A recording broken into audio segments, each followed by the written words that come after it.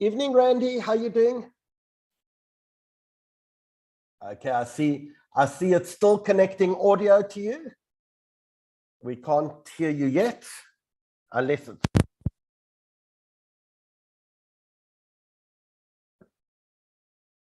Hello, Howard. Hey, Randy, how you doing? Good. Am I on time, I hope? You're on time. We're going to start pre-chat in about 2 minutes, where we just talk to our audience and we shoot the breeze, and we usually have a fantastic conversation until we begin at 7. Okay. And which is in about 16 minutes time. And okay. Can I make sure I can share screen and all that? Yeah, please do. Let me end. There we go.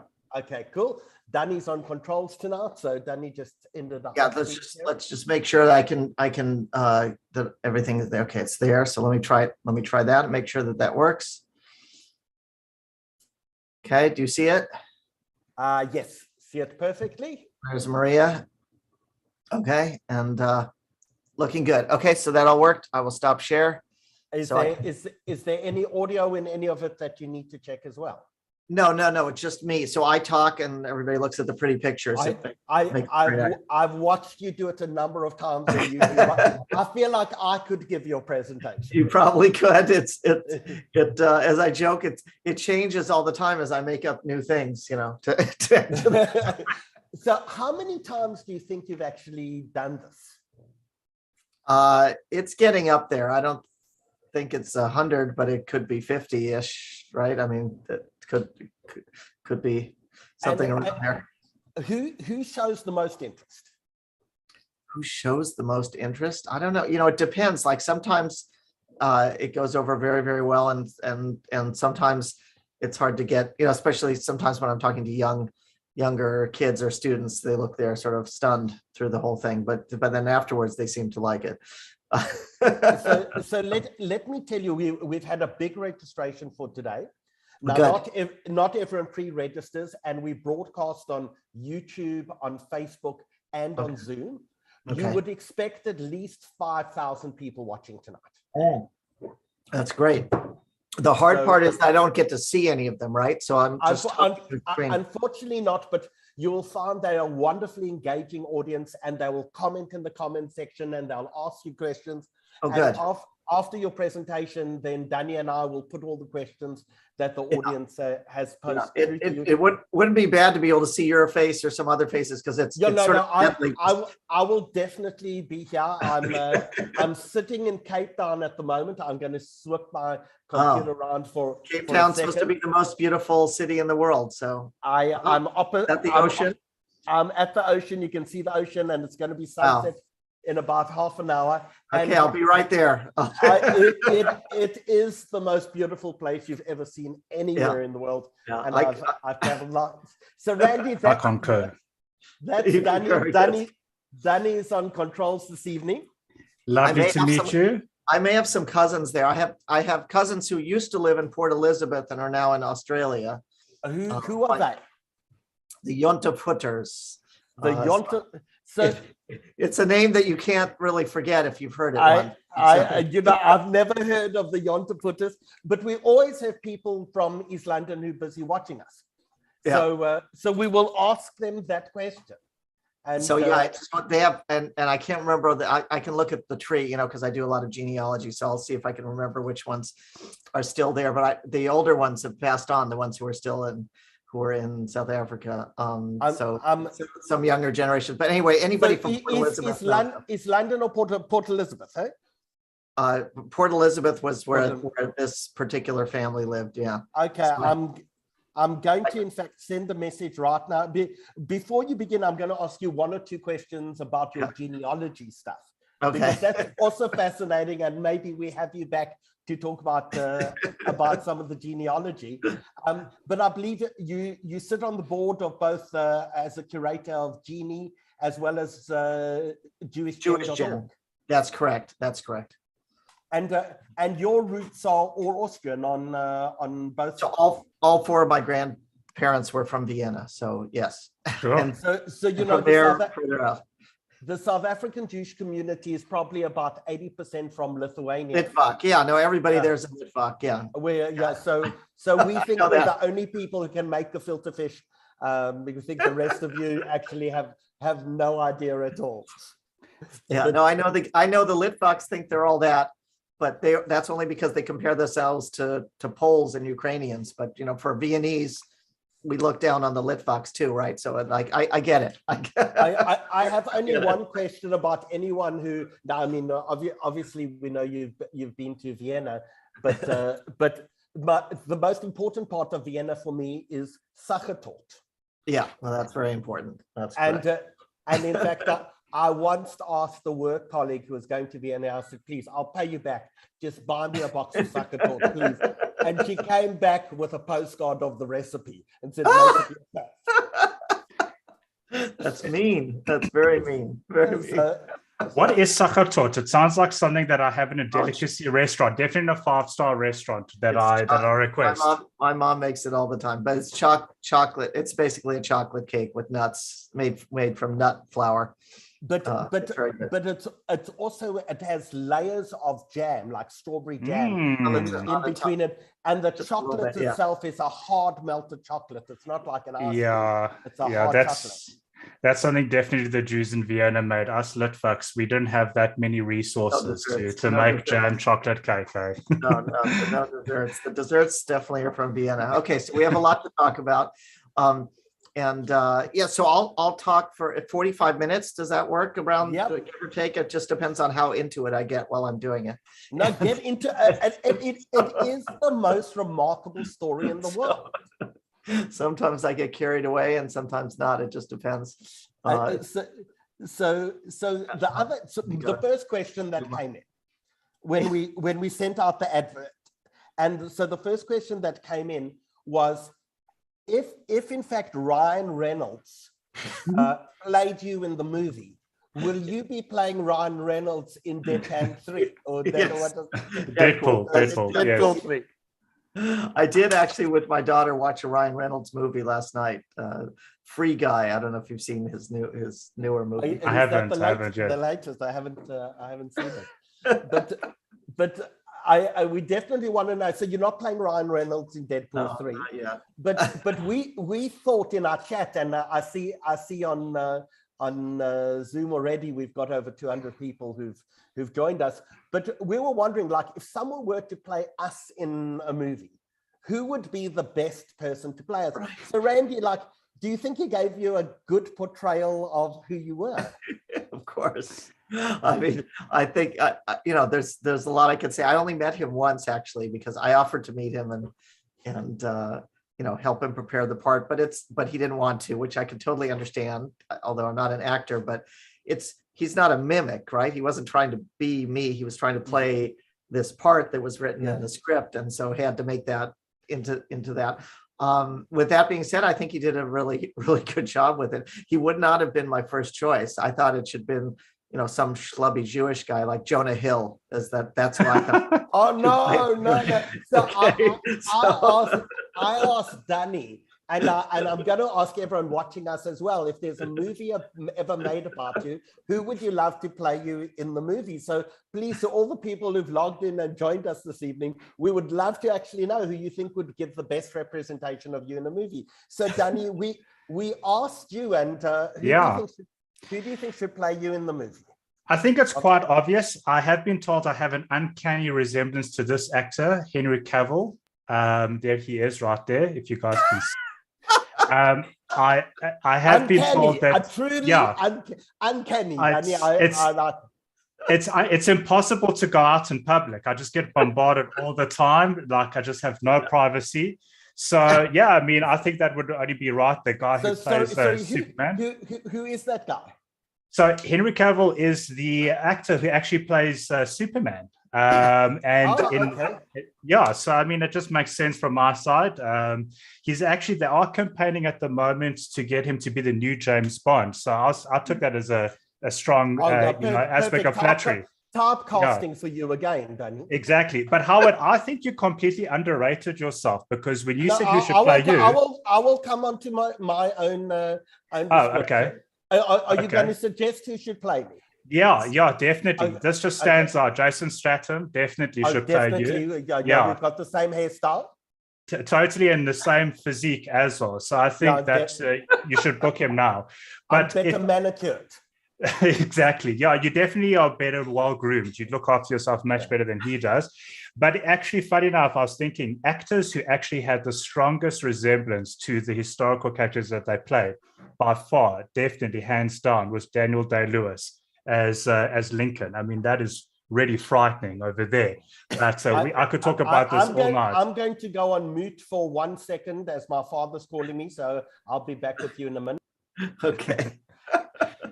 One can always dream at the end of the day, Randy. One can always dream. So yes. Well, I guess if Henry Cavill does play me, then both of us would have had superheroes to play us. Yes, that would work. That would work well. That's fine with me. No, I was when they announced Ryan Reynolds, there was only one film that I had seen of his, which is The Proposal with Sandra Bullock, which is really good, where he played sort of like an executive assistant to Sandra Bullock, who's who is a literary agent, and she is about to be deported, and so they have to pretend to be getting married, and they go back to Alaska. Anyway, it's a good film. But when they said Ryan Reynolds, I said, is he the guy for The Proposal? I wasn't even sure, and the reason is that I'm really not his demographic, right? Like every woman I asked said, "Oh, Ryan Reynolds," like this. But if you ask a middle-aged guy who Ryan Reynolds is, at least back then, pre-Deadpool, maybe, no one knew who he was. So you would have preferred Richard Gere then, in other words, for that age. I want to share with you actually my personal choice. So I thought that would be like a almost perfect. I don't know why I never thought of that. Actually, yeah. Definitely. But in reality, I think that's who's going to land up playing me. Definitely Danny DeVito. And yeah, I could see that. I could see that. You could have James Gandolfini, but he's dead. But other than that, all I can say is how lifelike do I look to you? Yes. So while we were doing this, I SMS'd Glenn Wallman, who comes from Port Elizabeth, and I said, "Did you know the Jonteputters from PE?" Jonteputter, like Putter, okay. Putter with an H with an H. Okay. And she replied, "Is that a real name?"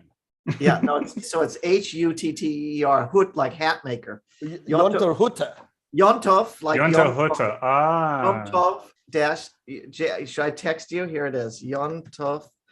Well, I'm sure we'll ask again later. There it is. You can see the whole family. Yontov Hunter. We have no doubt that people from PE will join us, and we're looking for the Jonteputters who are who are Randy's Mishpocha from Port Elizabeth. I feel so sorry for the call center agent that has to dial that number. Hey, Jontov Hutter. It's an old Prague family. So it's a good name. It's not a bad name. So when you say an old Prague family, it's that because like the Austro-Hungarian Empire actually stretched everywhere. I mean, to be Austrian was to be European for many hundreds of years. Talk about that in my talk a little bit, but so Austria was Austria-Hungary, which is a huge empire, and Vienna was the main city, but Prague was sort of the second city, Budapest, and also. And so part of my family, my grandfather, Arnold Schoenberg, his mother's family was from Prague. Another remarkably beautiful city. And so their name is Nachod, and but the great grandmother is Karolina Jontov Hutter. And you know who else is part of the Jontov Hutter family, by the way? Yeah. And I really fell off my chair when I found it, because his sister contacted me and then sent me a picture, and her name was Julia Eisen, and she said, "Oh, and here's some pictures of my family. Here's my brother Stanley Eisen, but he goes by the name of Paul Stanley." I thought, Paul Stanley, and it was sort of like an aging guy with the, long sort of jet black hair, looked like an old rock and roller. And I looked him up, and it's Paul Stanley of Kiss, of the rock band. Oh, Kiss. yeah, that's where it comes from. Yeah. So his mother is a Yonta Futter also. So that's amazing. So yes. So did that musical talent land up on your side of the family? Well, yeah. I mean, my grandfather obviously was your grandfather was a famous composer. But I want to know about your Californian existence. Do you go out and belt out the tune now and again? No, I try not to. I played violin, but very badly, and I mean, good enough for myself. I could enjoy it, but anybody listening to me would not want to be in the same room. Actually, Ronnie Yonta-Futter, who was from Port Elizabeth and now in Melbourne, he is a very good violinist. So anyway, there are a lot of musicians in that side of the family for whatever reason. And so before we begin, talk to us about COVID. What is it actually like? I see Audrey's joined us from Miami, Florida. You see, we have an audience that really is very international. Lots of people watch us in Canada and in the United States and the UK and Israel. We've got a great audience. So to everyone who's joined us so far, please tell us where in the world you've logged in from. We'd really love to hear it. And we've been talking about as well, if the movie is ever made about your life, who would you like to play you and you think would give maybe the best version of yourself in a movie made of your life? But Randy, talk to us about COVID in California. Whereabout in California are you? I'm in Los Angeles, in Brentwood, actually very near to UCLA, the university. So Westwood, Brentwood area in West Los Angeles. And COVID, are all restrictions lifted? What's happened to your mask mandate? It changes every. I should have brought. I think I have a Klimt mask and a Dela mask I should have put on. But no, we're some of us are still hiding out. I am pretty much, but other people are going out and about. I mean, if you want to know the real situation, California I think is lifting some of the mask mandates, but Los Angeles County, where I am, is not. So that looks like it'll last until the end of March, the indoor mask mandates and things like that. But the cases go up and they go down, and we're now on a down slope, at least for the time being. So I hid under my bed for about 2 years, and I went out for dinner last month, and of course of course it got me. Oh really? At one dinner. Wow. Sitting outside in the one dinner, it got me. So sure. No, I've been lucky that our son had it, but I was away for a week with my wife, so we didn't catch it. And other than that, we've been pretty safe here. So, but he's fine. He's 21. Nothing happened. So Randy, I don't know if you've been following any of the comments of people coming in, but Freda says, Randy, I'm sure you know Martin Schlaff from Vienna, an avid art collector. He's a family friend. Yeah. Yes. And Dorothy Silva says hi from Netanya. Rob is in Israel. Hilda is in Cape Town. We have Denise is in Bournemouth, UK. Kerry is in Himmelville in the southern Drakensberg, which is our mountainous area. We've got Hedva, who's joined us from Herzliya, Janet Pichotto from Lugano. We've got Roger from Kimberley in South Africa. That's where we have a very big hole. Now, Roger, if you start filling it now, let's see what happens. And Rob is joining us from Renana. From Cape Town, we have Iona. From Judy Kaplan says, HL, I'm not quite sure where HL is, Judy, so you better tell us. And Anne is in Cape Town. Hello, Anne, I'm also in Cape Town, and I know I promised I'd call you, but I'm only here for 2 days. I'm heading back to Joburg on Wednesday. Robin's in Cape Town, and Freda says Lugano is one of her favorite places. I've had the privilege of visiting Lucy actually in Lugano. Her brother made me the best risotto I'd ever tasted at that time. Tried to repeat it in my home, failed very miserably. Karen is in Cape Town, Carol is in London, Les is in Canada. We say hello from London, from Maryland, and Morris Smith. Janet is in Durban. Hi from Irene Moss from Cape Town. I can't keep up. Randy, I don't know if you see, we're just getting. I'm following it. I'm following it. We're I assume everybody here has a South African connection in your. So you know, the truth is actually not, because we find that we have people who watch us in places like Sri Lanka and Costa Rica and the United Arab Emirates and Panama. The other day, one of our webinars I checked, we had 12 people watching us in Sri Lanka. So we will tell you if you have an enormous following in Sri Lanka by the end of this broadcast. But the time has just gone 7 p.m. South Africa time, which means, Randy, it's what, 9 a.m. in Los Angeles? Yes, it's 9:03 in Los Angeles. It's the morning. Well, first of all, number one, thank you for getting up at the crack of dawn to accommodate us. That's really important. And number two, you usually have a podcast on a Sunday morning, which you've shifted around for us. Tell us about your podcast and where we can listen to it and what we'll actually hear. Well, we may lose all our audience. No, I do I have a Facebook group called Jewish Genealogy Portal, which has 50,000 members, but we do a much smaller clubhouse room on right now. It's going on, and we do it Wednesday afternoon our time, so that's 5 o'clock LA time, which is middle of the night for you. Down so let us just for those people who don't know, Clubhouse is an app that you can download onto your phone, and people have conversations, and you can join in on the conversation on Clubhouse. But tell us about this group that you run, and how do people join, and how do people follow some of the genealogy work that you do? Oh, well, so on Facebook, we have this enormous group, and every few minutes, people are asking questions and other people give answers. So if you need help with your genealogy, that's definitely the place to go, the Jewish Genealogy Portal on Facebook, and anybody can join it. In order to comment or add a post, you have to answer a few questions like, why do you want to join, and what families are you looking at, and things like that, just to make sure that you're a real person. But it's a very good group, Jewish Genealogy Portal on Facebook, and we're also on Clubhouse with these talks. Today's talk, which is going on right now, is usually about Y-DNA, which is the paternal line. So men can test a certain part of their DNA, the Y chromosome, and it's very good for genealogy. There's a big study going on at the Technion in Israel, and Adam Brown, who helps run that study, does a call on Clubhouse right now, and usually I'm on that, but today I decided to be on with you instead. Well, Randy, thank you. I have lots of genealogy questions to ask you.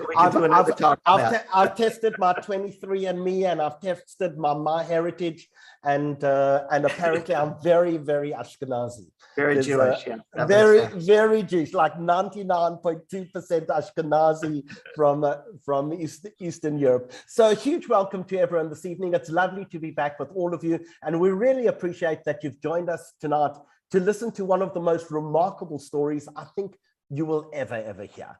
Tonight, of course, as always, is brought to you by the South African Jewish Report. Randy, for my sins, I'm non-executive chairman of the Jewish newspaper in South Africa, and we distribute free of charge throughout South Africa to our entire community. We're not a very big community, but we are read by about 55,000 people every single week, and we distribute all over the place. Danny, what's on the front page of this week's edition? I shall show you this right now, Howard. Here we go. I appreciate that. An amazing story, because Randy, one of our trade union leaders, a guy called Masuku, in fact, was very critical of the Jewish community, was enormously racist and anti-Semitic against us.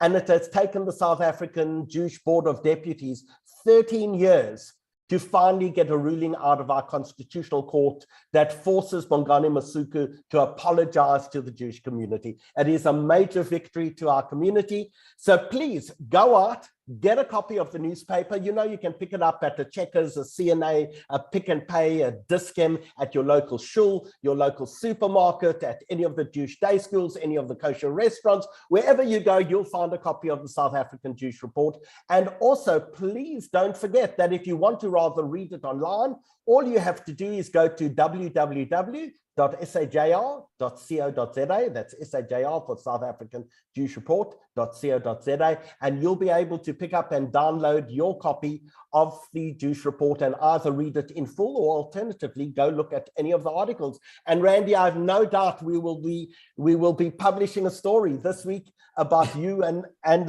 your experiences.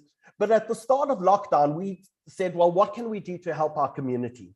And we thought, okay, let's have a webinar. Let's have a webinar about COVID. You'll remember at that point in time, people had no idea if you should bring your clothes inside or leave them in the garage, or what do you do with your shopping bags? Should you wear a mask? And if you remember at that point in time, we're told not to even wear a mask. So we started our first lockdown webinar just with doctors giving people advice, and then we went on to psychologists, and then to people dealing with nutrition and exercise, and then we had comedians, and then we went into storytelling. Tonight is the 132nd webinar brought to you by the South African Jewish Report, having now been watched by more than 2.5 million times. Wow. By people around the world. And it's been such an honor and such a privilege to be able to do this for our community and for the community, not only the Jewish community, but for society at whole around the world. So it's really an enormous privilege to be able to do this, and an enormous privilege to have Randy join us this evening. We go out and we ask some of our sponsors if they would like to be associated with us. And in fact, the major university in Johannesburg, University of Witwatersrand, known to us as Wits, my alma mater, turns 100 this year. And it's an amazing achievement because so many members of our community, including, I think, almost every Nobel laureate in the field of medicine and science, went through the University of the Witwatersrand. So Danny, won't you show us a very quick ad from Wits University, and then we're going to get on and hear this amazing story from Randy.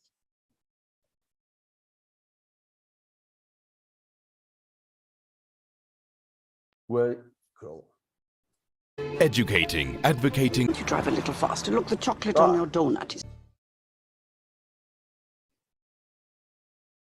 One university leads the fight against COVID-19 and is advancing healthcare solutions on the African continent.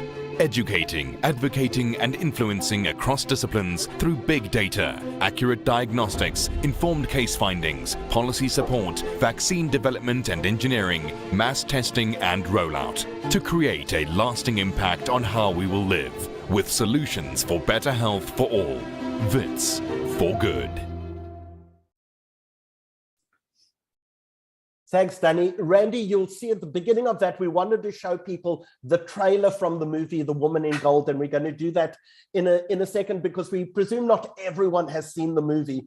But you know, movies are not always exact representations of life. How accurate was the movie to the story you're going to tell us tonight? Well, you'll hear there are a lot of differences, a lot of things left out in the movie, but that's, of course, going to happen whenever you try to condense a story into that 90-minute package.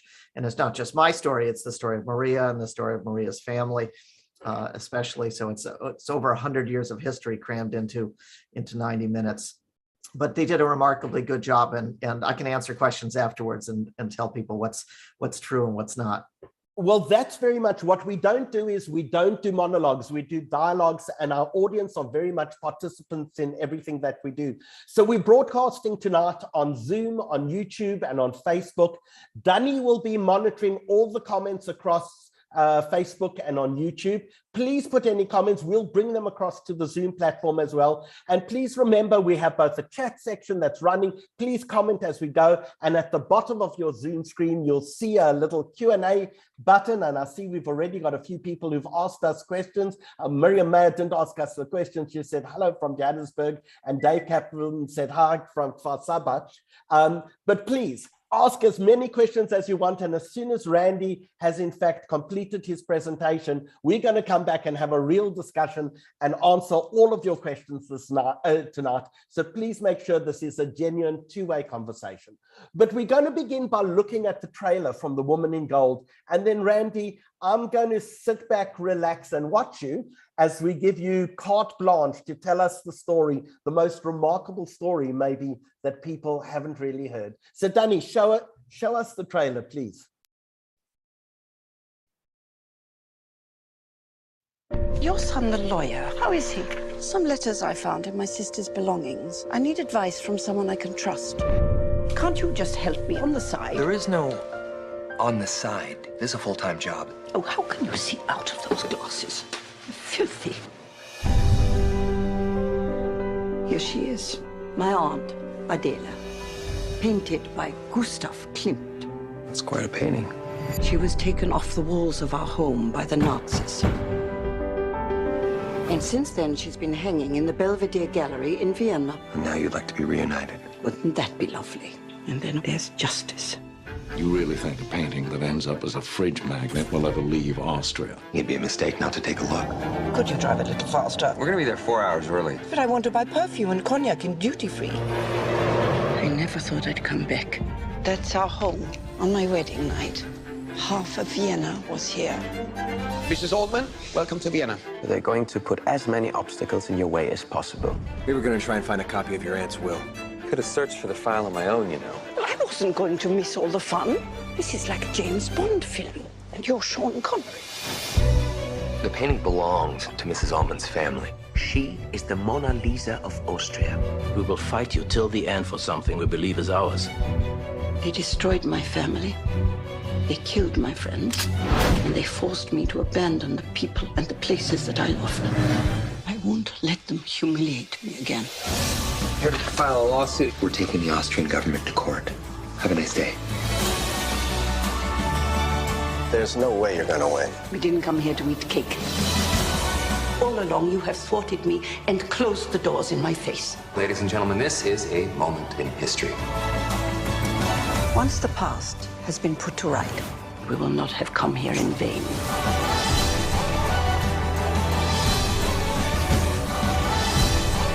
People see a masterpiece by one of Austria's finest artists. But I see a picture of my aunt, a woman who used to talk to me about life.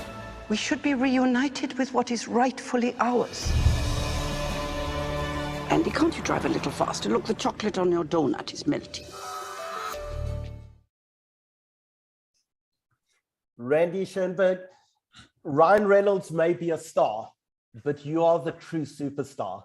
The floor is yours. Thank you so much. Boy, what an introduction. Okay, let me share my screen. You know, I haven't actually watched the movie in a little while, and so it's sort of fun to see all that again. But hello and welcome, everybody. Good morning from Los Angeles. Good evening, I guess, in South Africa. I'm going to tell you the sort of real background story to The Woman in Gold, the movie.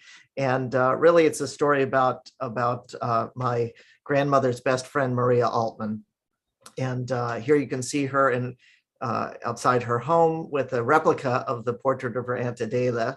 And over in the corner is a little black and white picture that I found in my grandmother's things. And they were very, very close friends.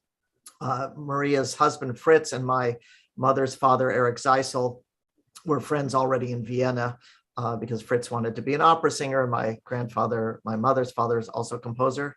And so when the families escaped and ended up in Los Angeles, they became very, very close. And my mother grew up with the 4 Altman kids as sort of her surrogate siblings because she was an only child. And so that's how I get involved in the story later on. But let's start with Maria's story.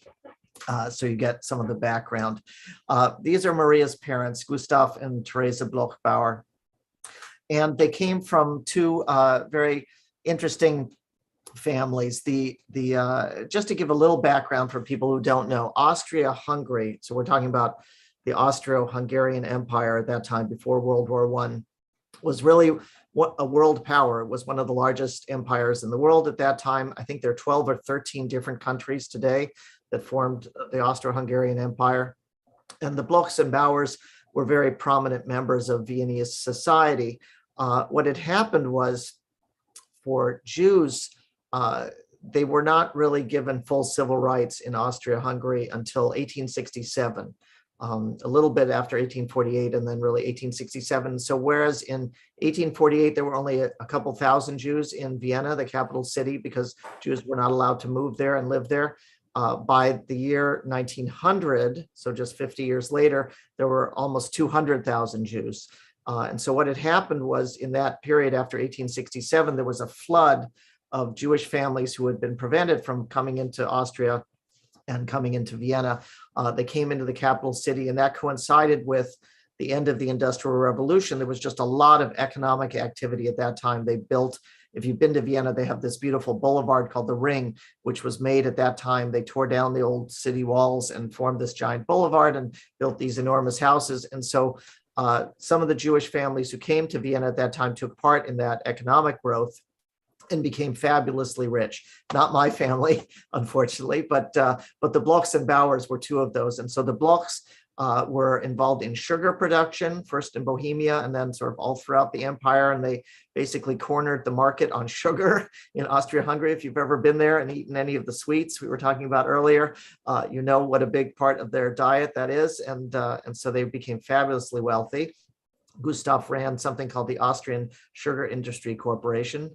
And the Bauers were involved in banking and railroads and things like that. So two very wealthy families. And what happened was Gustav married Theresa Bloch-Bauer, and then their younger siblings, Ferdinand, married Adela Bauer. So Ferdinand Bloch married Adela Bauer, Gustav Bloch married Theresa Bauer, two brothers married two sisters, and they hyphenated their names because Bloch and Bauer are sort of ordinary, but if you put a hyphen between them, they become a little bit fancy and became the Bloch-Bauers.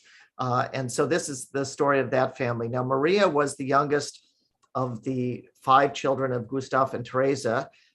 She was what we call an accident baby. She was 8 years younger than the number 4 kid, her sister Louisa, and then had 3 older brothers on top of that. So she was at the end the only one still alive because she was much younger than everybody else. Her uncle and aunt, Ferdinand and Adela, unfortunately did not succeed in having children. Adela had several stillbirths and children who died young, very tragically. And I always think as a result, they turned perhaps to collecting artworks.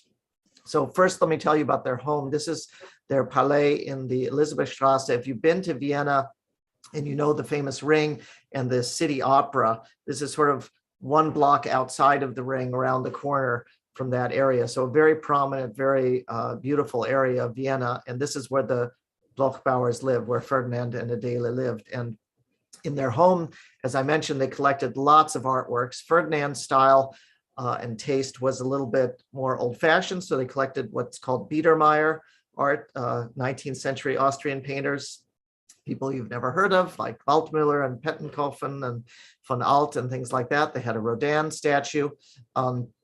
They had the largest collection of antique Austrian porcelain in the world, 400 settings like this. So each cup and saucer is a different setting. So you imagine having this all over your house, absolutely beautiful. If you're wealthy, of course, you need to have a nice summer home. So this is their little cottage, basically a castle outside of Prague where the Blochs are from. Just as one of the many, many interesting side notes in this story, this castle was taken by the Nazis when they invaded Czechoslovakia in March of 1939 and was used as the residence for what they called the Reichsprotector of Bohemian Moravia. So the top Nazi official in Bohemia and Moravia was first Konstantin von Neurath, and then he was removed and replaced by one of the most infamous Nazis, Reinhard Heydrich. So those of you who have studied the history of the Holocaust maybe have heard his name. He is known as the architect of the final solution. He is the one that held the infamous Wannsee Conference in Berlin. So he was living in the Bloch-Bauer house at that time, went up to Berlin, held the Wannsee Conference where they plotted the extermination of all the Jews, came back home to this castle, and then a few weeks later, he was driving into Prague and was ambushed by Czech partisans and killed and died from those injuries. That led the Nazis to, as a reprisal, to basically liquidate the Czech town of Lidice, killing basically everybody in the town, all men, women, and children. A very famous episode during the early parts of World War II. Matter of fact, there were 2 films made about it already in the 1940s, one of which coincidentally was scored by my mother's father, Eric Zeisel. So it just just to give you a little bit of the background. So, but back to Vienna now. At the turn of the 19th to 20th century, the most famous artist, the best artist in Vienna was Gustav Klimt. He had started out as an academic painter, got lots of commission. Remember all those big buildings that they're building in Vienna? So he's commissioned to do giant murals and huge public artworks. But he gets tired of painting in the academic style and wants to become a little bit more modern. So he formed something called the Secession with a bunch of his friends, and then got tired of his friends in the Secession and went out on his own and was the most successful and the most expensive artist in Vienna at that time. You can see him here on the left. He painted apparently in a long smock with nothing on underneath. And when he died in 1918, as a result of the flu, and during that flu epidemic, there were no fewer than 18 illegitimate children who claimed that he was the father. So he had something of a reputation. Now, Ferdinand asked Klimt to do a portrait of his now young wife, Adele Bloch-Bauer, and Klimt for several years did hundreds of sketches before he finally finished in 1907 the famous gold portrait of Adele Bloch-Bauer. There were a lot of rumors at that time because of Klimt's reputation that perhaps Klimt and Adele had an affair. Maria actually said that she once asked her mother about this, and her mother said, of course not. It was just an intellectual friendship. And then Maria said, well, my mother would have said that even if it had been true. So she sort of believed there might have been something going on. But whatever was going on between Klimt and Adele in 1907, the art historians say was clearly off by the time Klimt painted Adele again in 1912. It's a much more reserved and cool picture.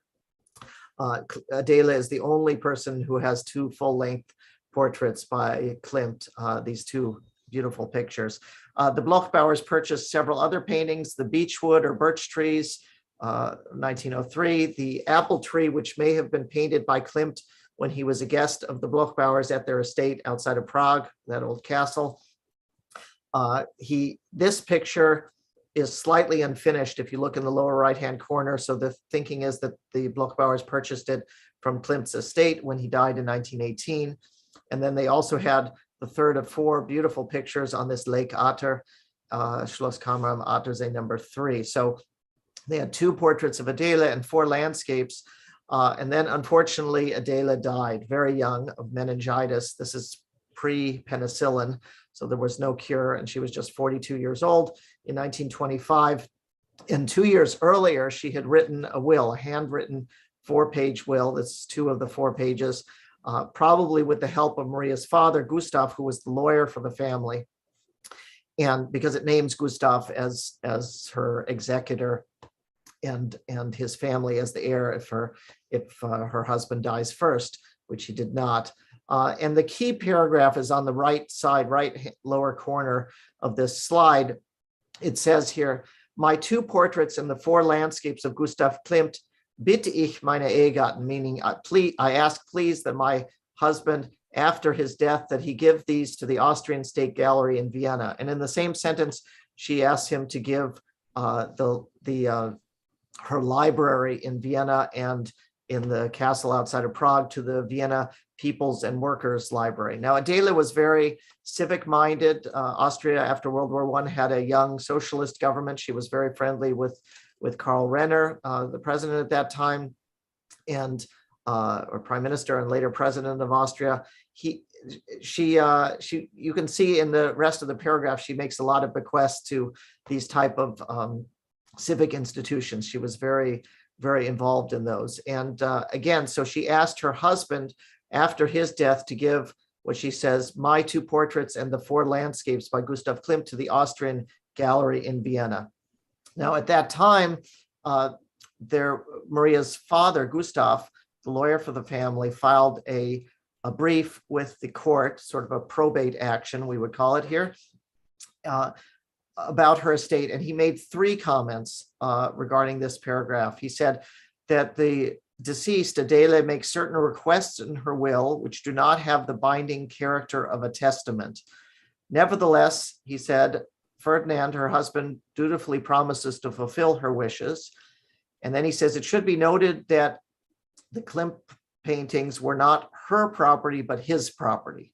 So let me break that down because it becomes important. So what does he mean when he says that she makes bequests that do not have the binding character of a testament? Well, when you're dealing with wills and trusts, there's always the biggest problem is you can't ask the person what they meant by the language because they're dead. So there are a lot of rules of construction when you interpret wills. And there's a concept called precatory language, meaning you can have something in your will, which is just a request.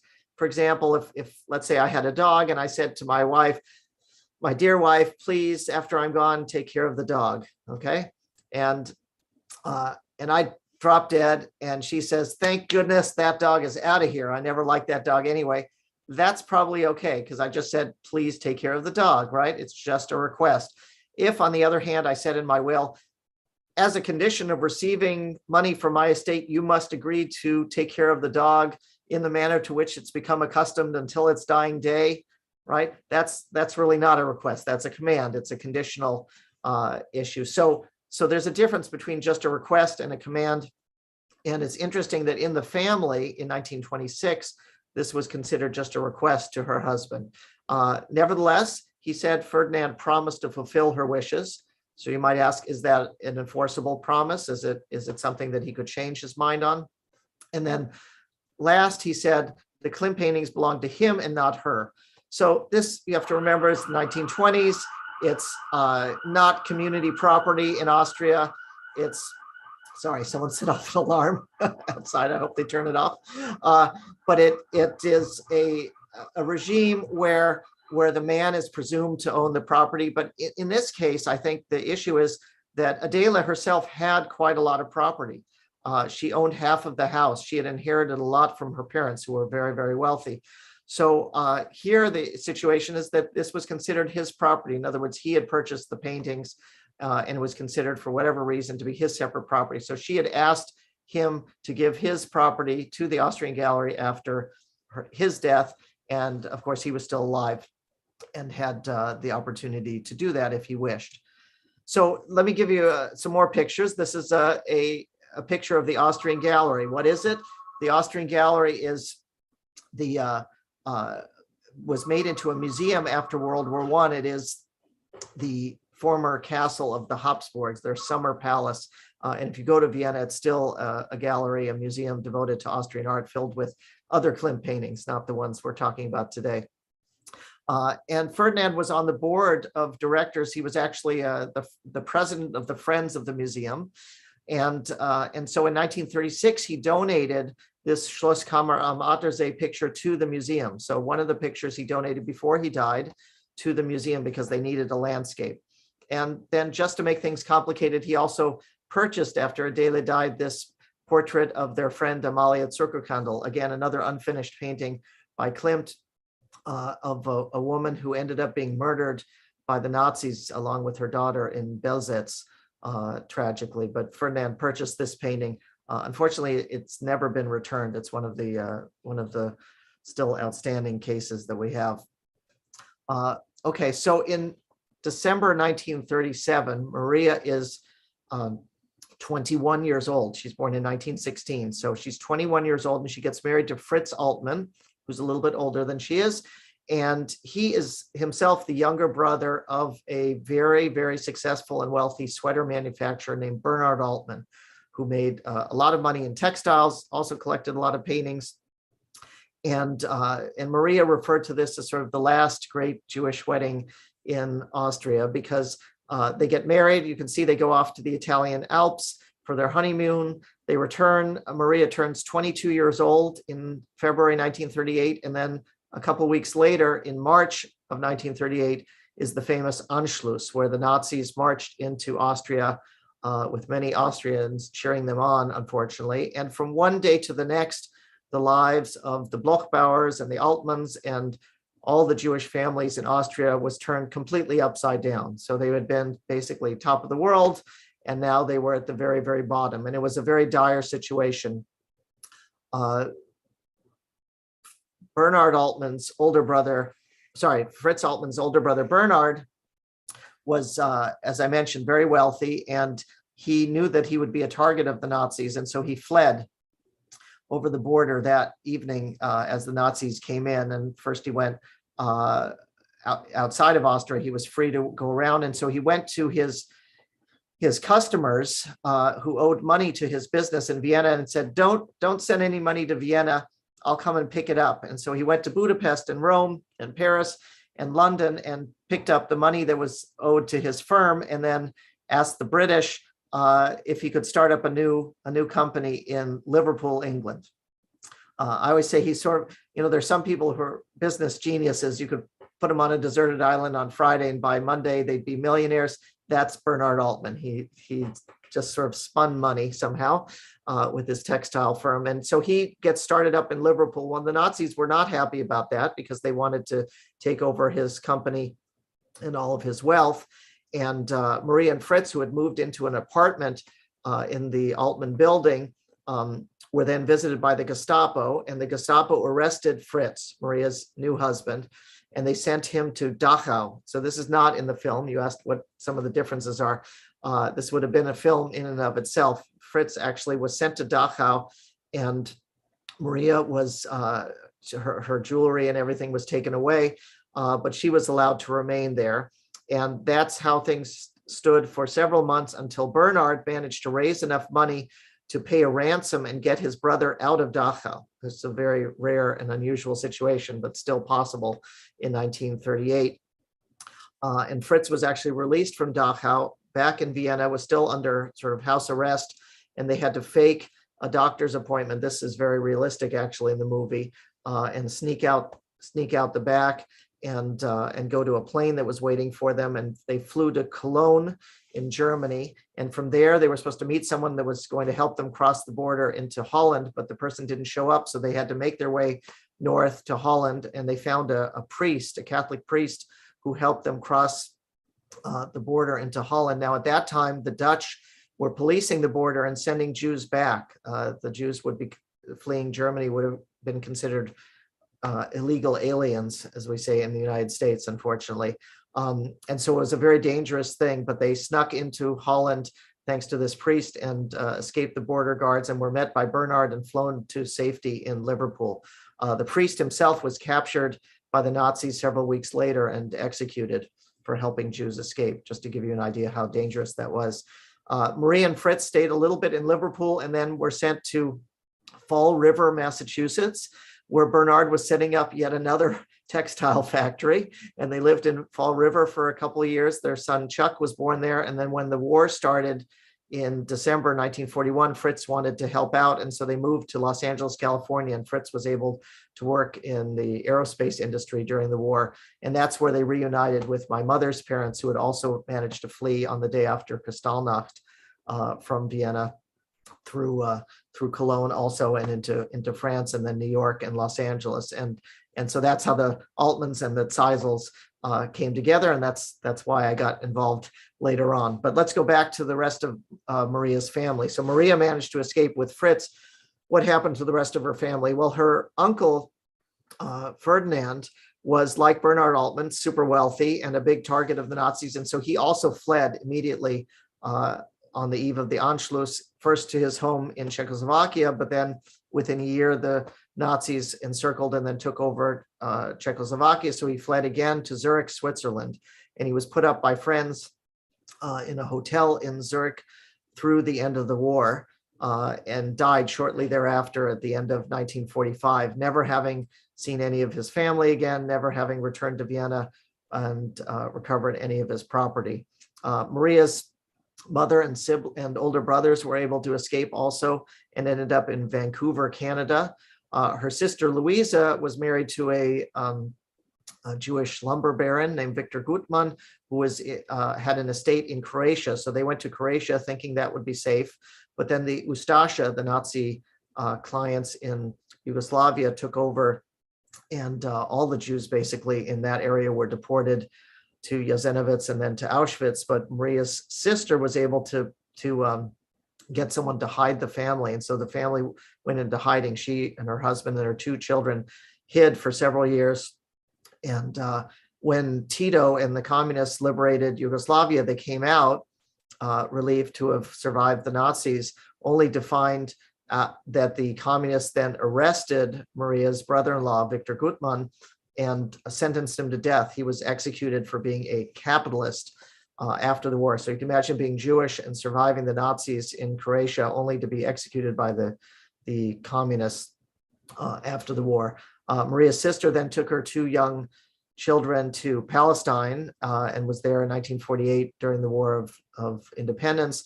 And from there went and rejoined the rest of her family up in Canada, in Vancouver. So at the end of the day, Maria was down in Los Angeles and the rest of her family was up in Vancouver, Canada. Okay, so let's go and figure out what happened to Ferdinand's artworks, since that's what we're talking about. As I mentioned, Ferdinand fled, and there was a Nazi lawyer who was brought in to liquidate his estate with the unfortunate name of Dr. Erich Führer. His name was really Führer. And he was a big-time Nazi, an early Nazi. And his job was to sell off all the property and pay all the taxes that the Nazis had levied against Jews like Ferdinand Bloch-Bauer. And so in January 1939, he had a meeting in Ferdinand's home. And this is a protocol, a transcript describing what happened in the meeting and who was there. And all sorts of people were invited, representatives of all the museums in Vienna, the Gestapo and the taxing authorities, as well as a representative of Hitler himself. You may know that Hitler had tried to study art in Vienna as a young man and unfortunately was not admitted to the academy. And Maria and many others say, if they had just let him be a painter, the whole world would have been a much better place. But unfortunately, when he became Chancellor of Germany, he fancied himself also as an art collector, and he declared that he had right of first refusal over all seized Jewish artworks. And so he sent representatives to meetings like this to see what he would like. Now, his tastes were a little bit more conservative, like Ferdinand's, and so he chose this Waldmüller painting of Count Esterhazy with a white rabbit.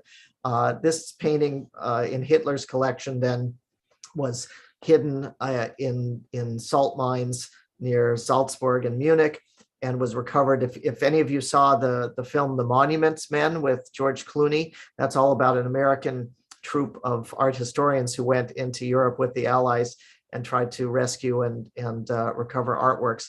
And so this was one of those that was found in the mines. And what happened is they would take the artworks to the Munich art collecting point and then return them to the country of origin. So not to the people that they were stolen from, but just to the country. And that becomes important as I describe what happened in a few minutes. But first, let's go over what happened to the Klimt paintings. You can see them listed first in this list. And let me go back in the slides and I can explain. It's a little complicated. But what happened is Dr. Führer did a trade with the Austrian Gallery, and he gave the Austrian Gallery the gold portrait and the apple tree, so 2 paintings. And in return, he took back the Schlosskammer am Attersee painting, this painting that Ferdinand had already donated in 1936. So it was a 2-for-1 deal. And then he sold the second portrait of Adele to the Austrian Gallery. So they ended up with the 2 portraits and the apple tree, but they had given up Schlosskammer am Attersee. The beechwood or birch trees was purchased by another Vienna museum called the City Museum of Vienna. And houses in Unterach was kept by Dr. Führer, along with 11 other paintings from Ferdinand's collection to pay himself for a job well done. He then sold the Schlosskammer Attersee painting, right? This is the one that Ferdinand had actually donated to a Nazi film director named Gustav Uschitsky. Gustav Uschitsky made a lot of money doing propaganda films for the Nazis. His most famous one was called Heimkehr, or Returning Home, and it was all about the invasion of Poland. So you get an idea of what he was like. And he used all that money that he made from these propaganda films to buy paintings by his father, Gustav Klimt. He's one of those 18 illegitimate children of Gustav Klimt. So he went around and bought a bunch of Klimt paintings from confiscated Jewish collections, including this one, the Schlosskammer am Attersee painting. So at the end of the day, the Austrian Gallery had 3, the 2 portraits and the apple tree. The City Museum had this beechwood, and Dr. Fuhrer had kept this, and this one was with Gustav Uschitsky. Okay, so what happens next? After the war, as I mentioned, Ferdinand died, and he left a will leaving his estate, which was at that time nothing other than the hope of recovering some of his property, to his two nieces, Maria and her older sister, and then one of his nephews. And the three of them, it was left to them to try to recover as much property as possible. And so they went to a family friend, also named Gustav. Everybody in the story is named Gustav, unfortunately. Gustav Reynolds, who was a good guy, a lawyer in Vienna who had been a friend of theirs. And his job was to try to find and recover property. And so in the end of 1947, so this is already 2 years after the war had ended, he writes a letter to the Austrian Gallery where he's determined that there might be some paintings from the Bloch-Bauer collection. And he says, I understand you may have some paintings from the estate of Ferdinand Bloch-Bauer, and I represent his heirs who would like to recover them. And what is your position with regard to their restitution claims? Now, I have to tell you, the war ended in 1945. It took Austria 3 years before they enacted restitution laws that allowed Jews to recover their property. So the whole Nazi period was 6 years, but it wasn't for another 3 years that Jews could recover their property. So that was just going to start happening in 1948. So he writes this letter at the end of 1947, and in January 1948, the Austrian Gallery responds and says, yes, we have three Klimt paintings from the collection of Ferdinand Bloch-Bauer, but we're supposed to have 6 because Adele Bloch-Bauer donated these to our museum when she died in 1925, and her husband was just allowed to keep them during his lifetime. And since we don't only have 3 of the 6, it's your responsibility to find the other 3 and give them to us. And if not, we're going to sue you. And they really did prepare to sue the Bloch-Bauers for these other 3 paintings that had not been in the Austrian Gallery yet, including the one that they gave away during the war to Dr. Fuhrer. So it was a little bit of chutzpah, but it was a very aggressive maneuver. And the Austrians, unfortunately, in the post-war period, were doing a lot of this type of activity, not just to the Bloch-Bauers, but to the Austrian branch of the Rothschild family, which had also lost a lot of property. And many of the other art collecting families were put in this same position. And one of the tools that the Austrian government used against these returning Jewish families was an export restriction law, sort of a patrimony law that Austria had enacted even before the war, which said that you could not export any artworks from Austria without permission from the government. And so what the government began doing was denying permission for any export of artworks to any of these surviving Jewish families who, if they had survived, they were outside of Austria. So, and this happened routinely with many other families. So Dr. Reynolds had a meeting then in April 1948 with the Austrian authorities, the representatives of the museum and also of the Federal Monument Agency. And he wrote the very next day to Maria's brother, so we know exactly what happened. And he said, I saw for the first time the will of Adele Bloch-Bauer at the meeting, because they had taken it out of the court files, and they showed it to him. And he wrote to Maria's brother. He says, well, it may not be a binding gift, but on the other hand, Ferdinand had promised to give them. And so I decided to make a deal with the Austrian authorities. And I told them we wouldn't fight over the Klimt paintings. We would let them keep the ones that they have, and we would help them find the other 3.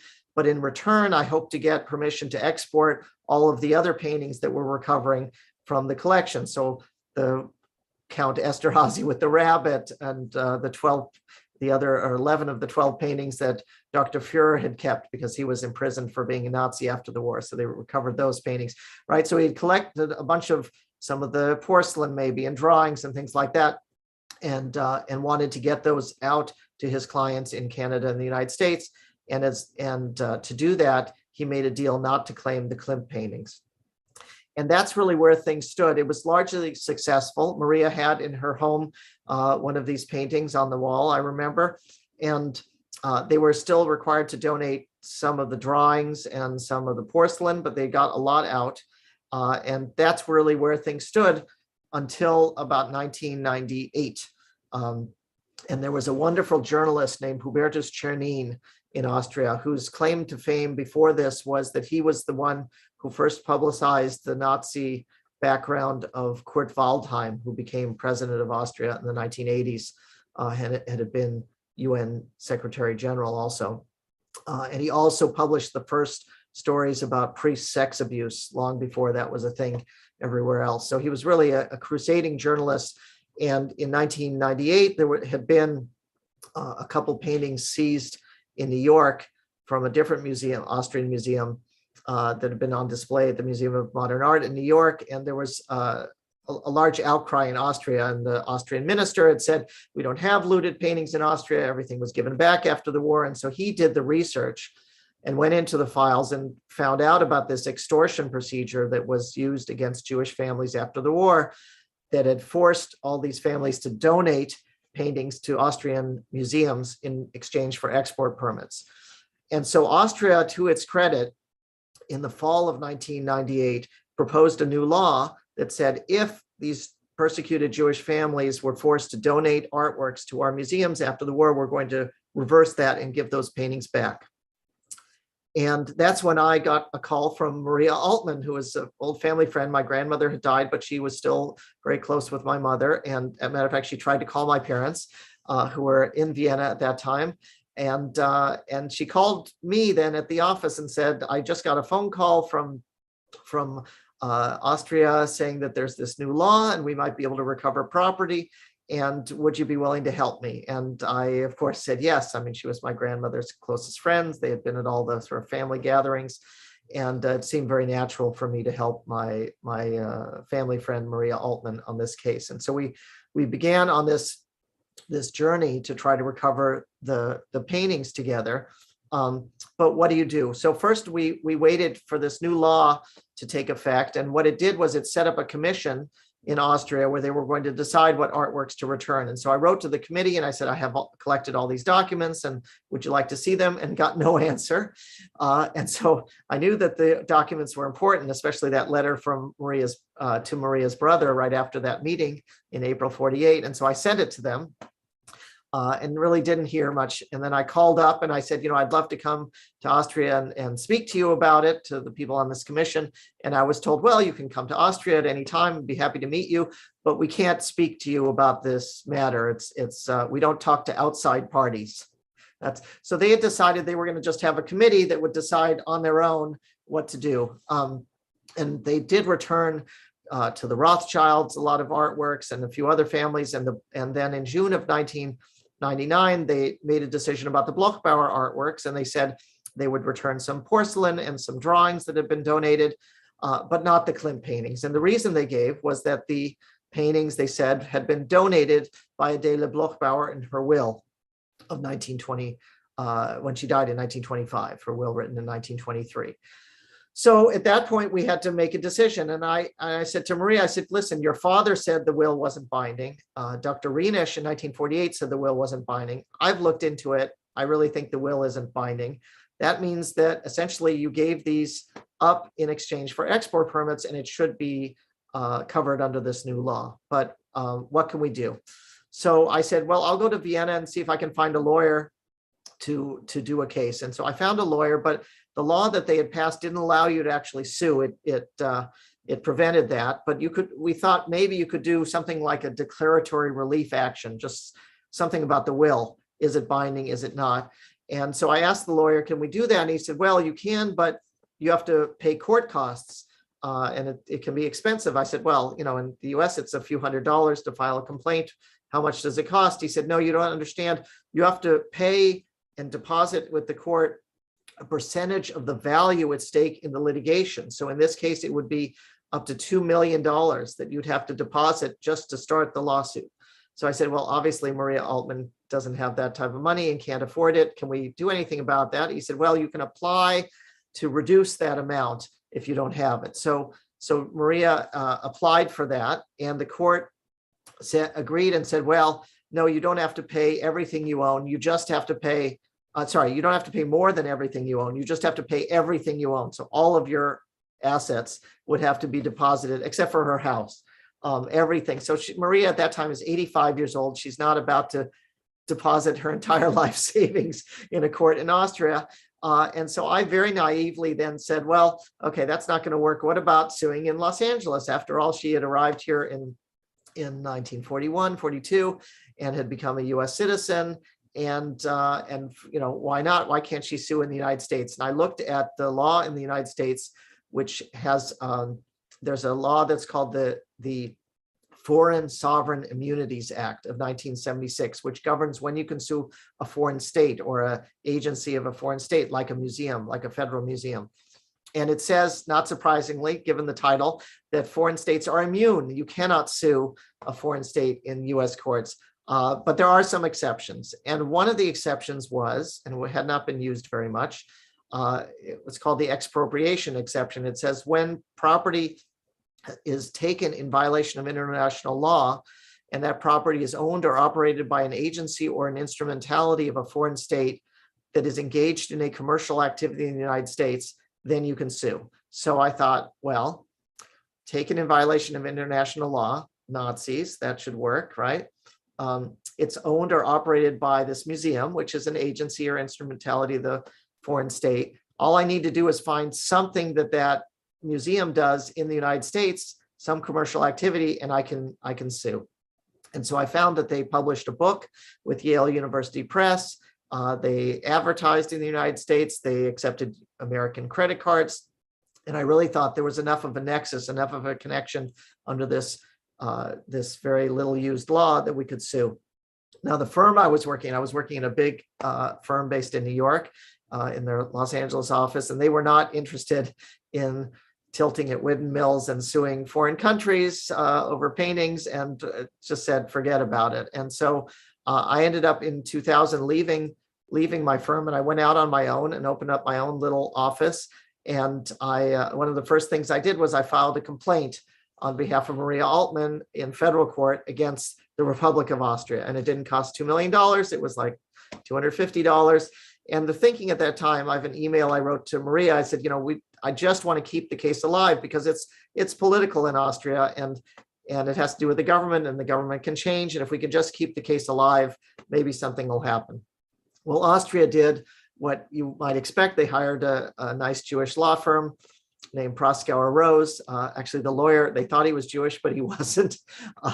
And Scott Cooper, and he filed a motion to dismiss the case on a number of different grounds. And one of which was that we shouldn't be allowed to use this Foreign Sovereign Immunities Act of 1976 in a case that concerned events that took place in the 40s and 50s, or 30s and 40s. And he said it would be impermissibly retroactive to apply that law to this case. And fortunately, we had a very nice judge, and she did not agree, and she let the case go forward, which surprised basically everybody who was following it. And but Austria had a right to appeal, which ordinarily you don't, but when it's a sovereign immunity question, you get to appeal immediately. So they appealed to the Ninth Circuit, which is based in Pasadena here in Southern California. And I argued for the very first time in front of 3 judges in the Ninth Circuit. And again, everybody following this was certain I was going to lose, but miraculously we won. All 3 judges ruled in our favor and said the case could proceed. So I was feeling very good about myself, and thought we're really on our way. But then Austria managed to get the U.S. government involved on their side, and so the U.S. government, my own government, Maria's own government, filed a brief asking the Ninth Circuit to change its decision. Apparently, they were getting calls and letters from all sorts of countries that were worried about getting sued in California under this new ruling, and so they wanted the case to be reversed, which thankfully the Ninth Circuit did not do. But then the Austrians petitioned the Supreme Court to take the case. They don't take very many cases at all, but when you have a foreign country and the U.S. government saying you should take a case, that sort of attracts attention, and they agreed to hear the case. And so at that time, again, all bets were off. Everybody was certain I was going to lose. The Ninth Circuit, the sort of West Coast, had a very bad record in the Supreme Court at that time, especially. They got reversed basically every time. And so I went then with Maria to Washington in February 2004. You can see us there. And argued for the first time, of course, for me, in the United States Supreme Court. And really my goal was that at least I shouldn't lose 9-0. I hoped it wasn't unanimous against us. I wanted at least Ruth Bader Ginsburg to rule in our favor, right?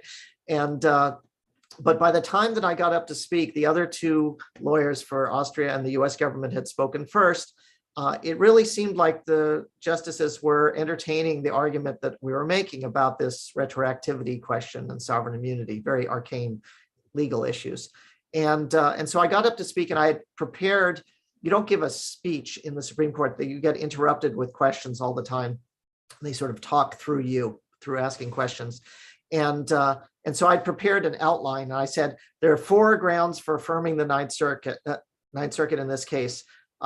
Ground 1 is, and I finished one sentence, and I was immediately interrupted by Justice Souter, who comes from New England and has had sort of a New England drawl, very smart, very intelligent justice. And he started asking me this long, convoluted question that sort of went on, and it sounded like da da da da da da da da da da da like that, and all of a sudden it was over, and I had not the slightest idea what he had just said. I had no idea what to say, and there's a tape recording of this, so I can't lie about it. You can listen. I sort of fumble around and I say, I'm sorry, Your Honor, I don't think I understood the question.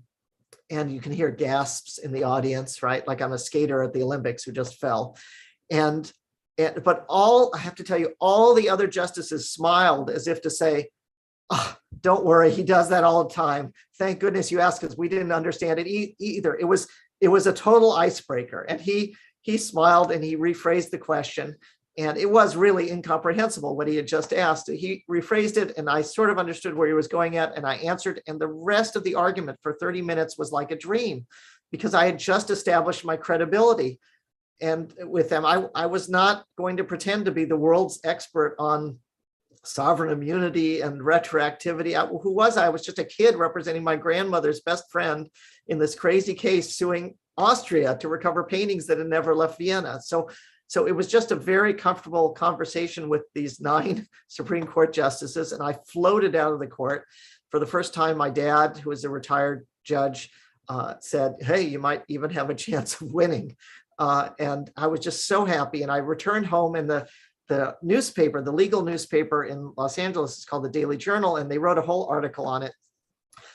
And the headline was, "Court likely to reverse Altman case." It was all about how we were going to lose, right? All of it. It was just horrible. And so I read this thing. I was all depressed, and I decided, okay, I'm going to call up the journalist. I was thinking to myself, at least he could have said, Randy did a great job, but court likely to reverse, right? Because no one was there to see it. And so I called him up and I said, okay, he said, oh, trust me, I could tell by the body language, you don't stand a chance. I said, okay, no one ever thought I would win anyway. But can you do me a favor? When they announce the decisions, they don't tell the lawyers in advance, they just announce. And the only people there every day are these journalists. I said, when they announce, here's my phone number at home, can you give me a call? So sure enough, 3 months later, I'm making breakfast for the kids at home. And then there's this phone call, and it's this journalist in a very serious voice. He said, hello, this is Dave Pike. I said, okay, give me the bad news. What is it? And he said, not bad news. You won. 6-3 decision by Justice Stevens. I think I dropped the phone because I don't remember anything more after that. And I was so excited. And so I finished getting dressed, and I couldn't reach Maria. So her phone was already off the hook. And so I raced over, and we embraced, and her kids came over, and we celebrated. And then after a little while, we looked at each other and realized, what did we just win, right? We won the right to start the case. We were literally at square one. And it was now, 2004, 6 years into this ordeal. So we returned back to the district court, did all sorts of crazy things that lawyers do. And one of the things that they required us to do was a court-ordered mediation, where we had to meet and try to settle. And up to this point, the Austrians had refused to discuss it with me ever. So from the very beginning, and because I had initially written them, can't I come and speak with you? Can't we do some other thing? Can we do an arbitration? Can we do nothing? So I thought this was going to be a formality, and we went to the lawyer's office for the Austrians, and they picked the mediator. But the mediator started out by saying, I sense from both sides that you want this over with. So I thought, okay. Yes, of course. My client is now 89 years old. So yes, we want this over with. What does that mean? And they said, well, why don't we bring it back to Austria and do an arbitration?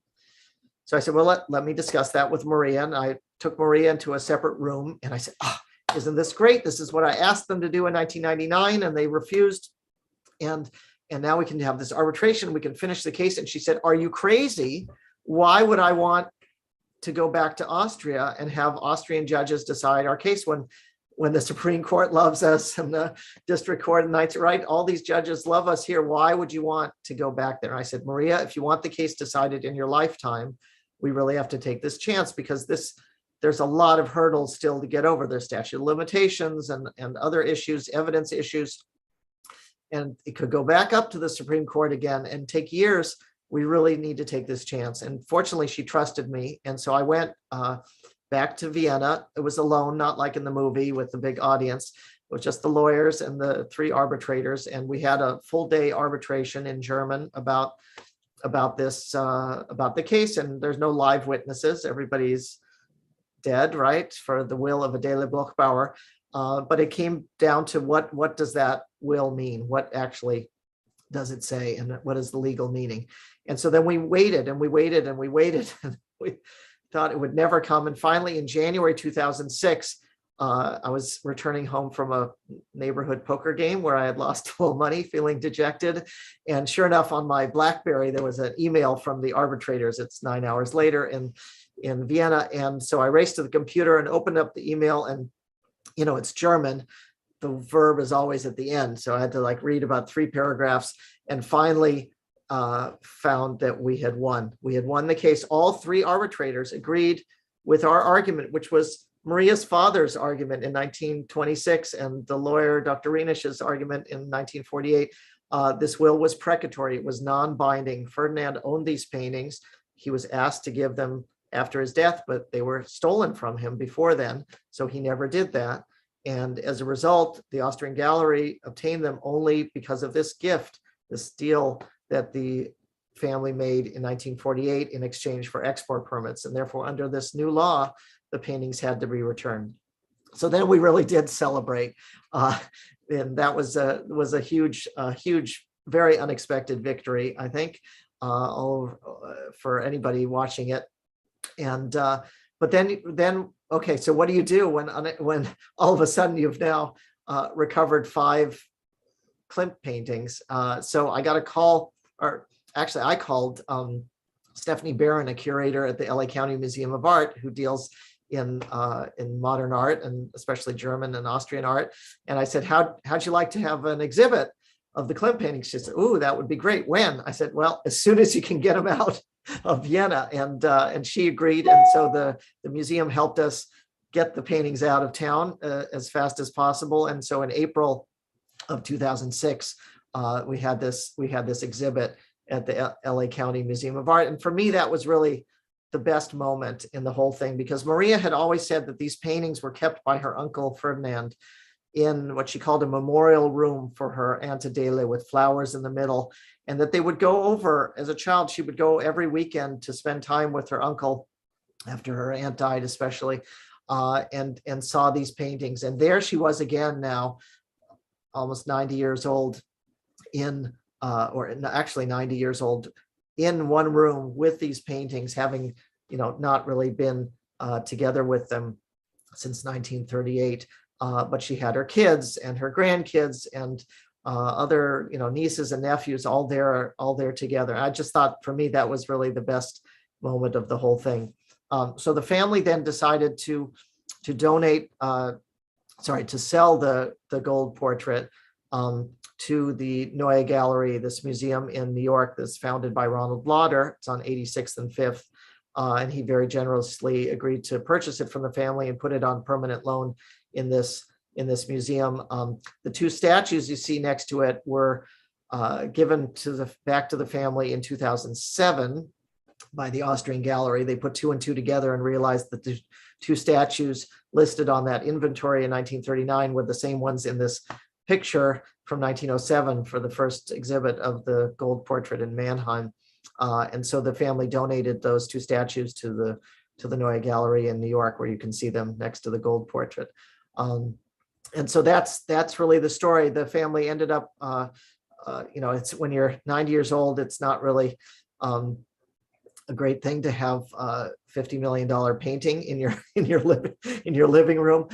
So anyway, the family decided to auction off the rest of the paintings, which they did at Christie's, and use the money for other things. And slowly but surely, they're making their way back into museums, and will be again, I think, on public display. But that is, in a nutshell, the story of the recovery of the Klimt paintings. I have to remind people always at the end that World War II, of course, was about a lot more than stealing art, and millions of people, my great-grandfather included, were murdered by the Nazis.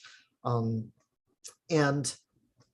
I think we need to keep that in mind and remember that after the war, recovering paintings was not exactly the first thing on everybody's agenda. And so, people had really a lot of the world had a lot of other things going on, and a lot of things to deal with at that time, a lot more important things. And so I think it's not surprising that so many decades later, there were still some unrecovered paintings and unfinished business.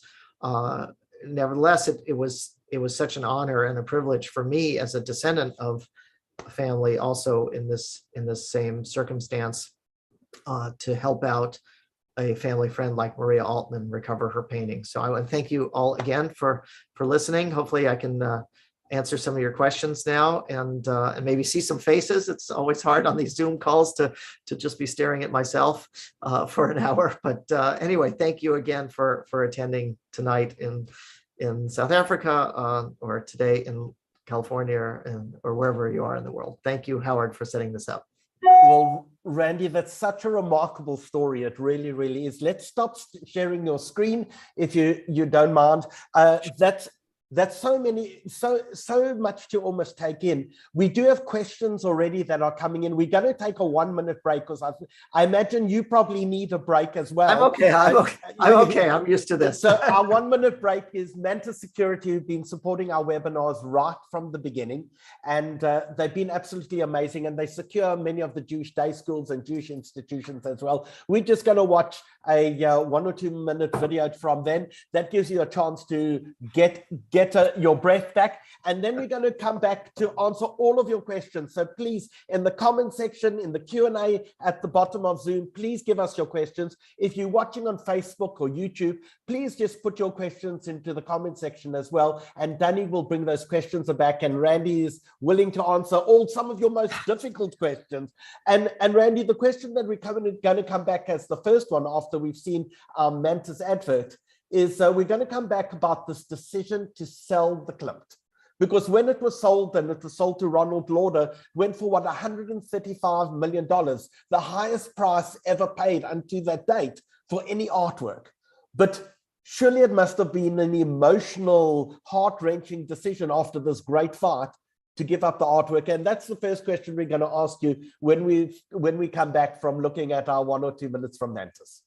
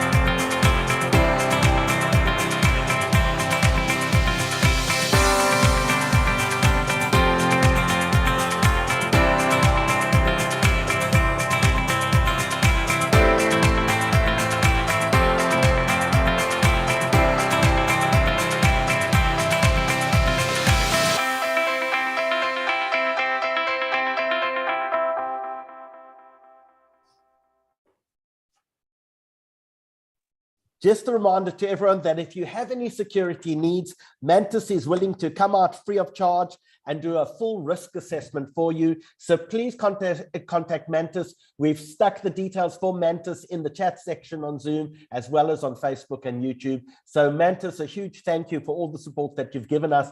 You've in fact sponsored so many of the webinars that we've done, and I'm sure our community will show their appreciation by making sure that you are responsible for their security as well. So thank you so much.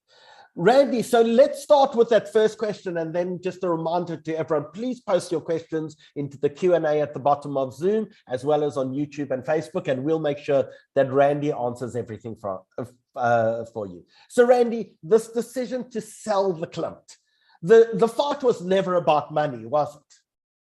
No, I mean, of course not. It was about telling the story. We never thought we would win. I mean, no one ever thought we would win. So no, I remember saying to Maria when we got to the Supreme Court, for example, she was on the cover of USA Today, one of our national newspapers. And I said, you know, Maria, win or lose, right? Where at least you're telling the story about what happened to your family. And that's not going to die. That's going to be remembered now and attached to these paintings, no matter what happens to them. So that was really 100% the motivation. And yet when we won, then what do you do when this is basically an inheritance? And this, you know, this was a fabulously wealthy family before the war. And all of a sudden they hadn't been wealthy for 70 years. And then all of a sudden they were again.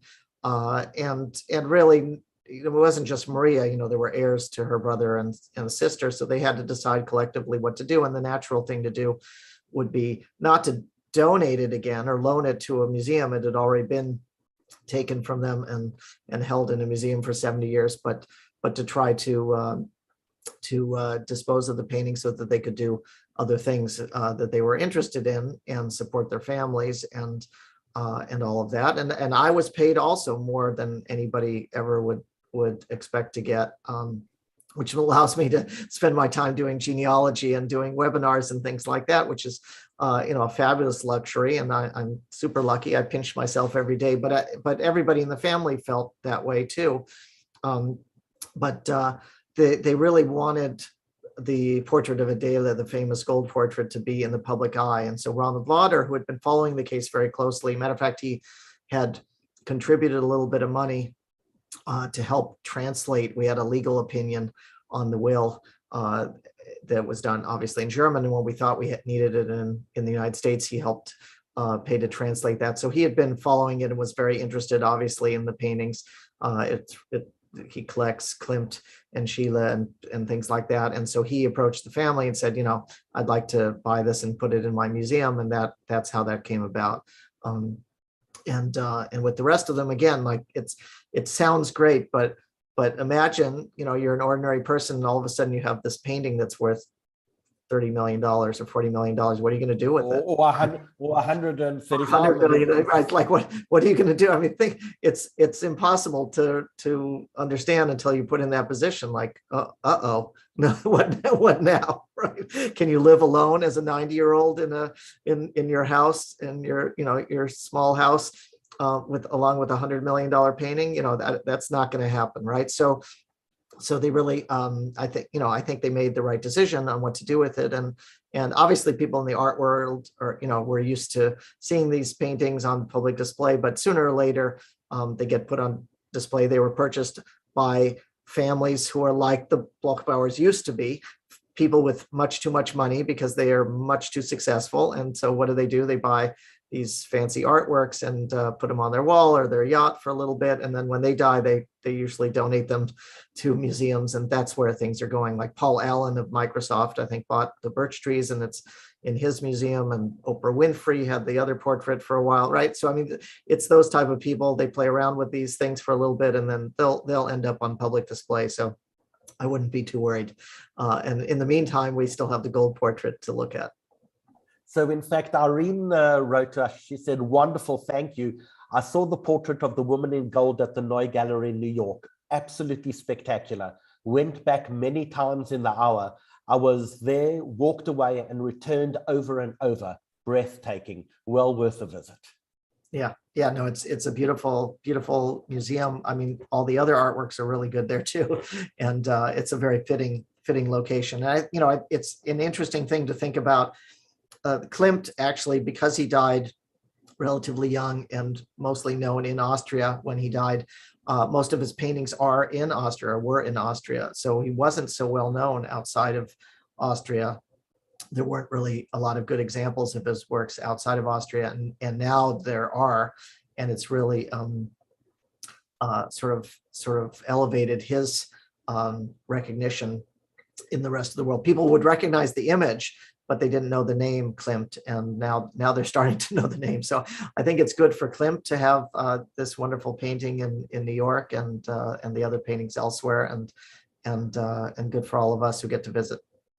So Linda is asking the question, did your arbitration in Austria set a precedent for others to follow? And maybe, can you bring us up to speed when you answer that question, is what is happening with other art restitution cases around the world?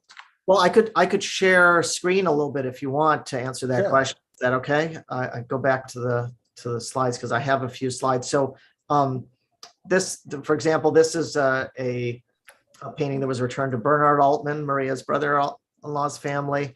Also, this Canaletto was one of 4 paintings recovered by that family. There are 3 Canalettos still missing, but you were asked, and there's another case I handled, but the one I was going to talk about would be this.